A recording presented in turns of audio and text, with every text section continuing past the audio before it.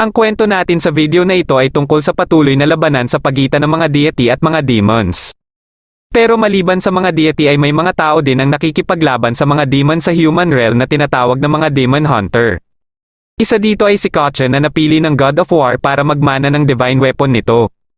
Isang araw ay sinalakay ang kanilang lugar ng isang Azura demon. Habang nakikipaglaban dito ang kanilang ama na si Godo na isa ding demon hunter ay naatasan naman si Shen na bantayan ang kapatid nito at no'y bata pang si Kachan. Dahil sa tindi ng labanan ay nararamdaman na ni Shen na posibleng madamay na ang kanilang tinitirahan kaya inihanda niya na si Kachan. Bago pa man ito madaganan at masira ay mabilis silang nakatakbo palabas. Katapos ay pinuntahan nila ang kanilang ama para tulungan ito na labanan ng demon. Nang aatakihin na sana sila ng demon ay mabilis itong sinangga ni Godo. Katapos ay paulit-ulit itong inatake ni Godo at nagawa niya ding mailayo sila Shen at Kachan. Sa patuloy na pag-atake